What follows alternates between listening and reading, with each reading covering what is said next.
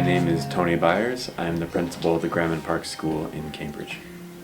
My understanding of dyslexia is that it is a disability that primarily interferes with decoding of language and is primarily a problem with phonological processing. But the result of that is often a lot of difficulty in learning to read. So I'm an educator. I'm the principal of an elementary school, and so education is very important to me, as is reading instruction. But my own journey through schooling was, at least in the beginning years, was very challenging, especially around learning how to read.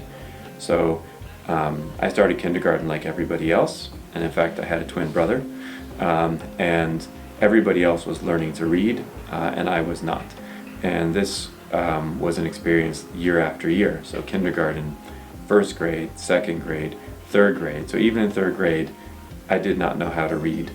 And I can remember very clearly feelings of, certainly wondering why other children were able to do this thing I could not, especially with the same instruction. I have very clear memories. This was at a time when people were using basal readers, when there were these large textbooks that were assigned to different reading levels. And everybody in the class knew which were the highest basal readers and which ones were the lowest. And even to this day, I can remember that you wanted to be in the basal reader called, I think it was Barefoot Island. That was the highest reader. And I was always, repeatedly, in the lowest reader, or not even in one of them at all. I would have sort of special books that I brought back from the special educator. And this was very clear to me that I was somehow different. And it was incredibly frustrating not to be able to read, especially when reading was required for access to other areas of instruction. And it wasn't until fourth grade, and I can't say why exactly, that things started to come together for me. But to this day, I can remember sort of the watershed moment of finally being able to read a chapter book. And it was exciting to have access to the content. It was exciting to be able to read, but it was almost more exciting to read a book that looked like the books that my friends were reading.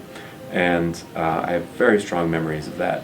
And so, I feel very strongly about, helping students not have the same experiences that I had, or if they do, helping them understand that they will learn to read, they are not stupid, and that the world of literature is open to them, and not only open to them, but just an exciting place and world that they will join. Some children need different skills to learn to read than others. So for a student who's learning to read, I would tell them that we will teach them the skills that they are going to need to learn to read, and that it is going to take a lot of effort and it may take a lot of time, but that they will be successful.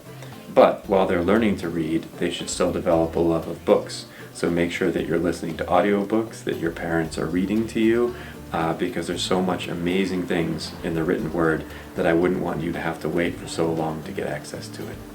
Most educators, including myself, are trained in teaching reading for students who may not have dyslexia and may not be trained to identify the early signs that that's a disability a child might have. And so I think broader awareness helps everybody identify children earlier. I think it's also important for children themselves not to be invisible. And so many of children with dyslexia feel a large sense of shame, and in school and at home they may figure out different ways of sort of accommodating their disability or hiding their disability or coping. They become very good at sort of reading the environment and figuring out workarounds that don't require reading.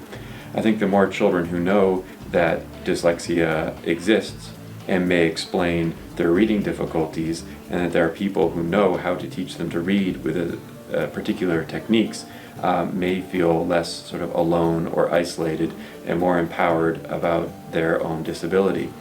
Also, it's important to provide children with models of adults who have dyslexia who have gone on to achieve great things.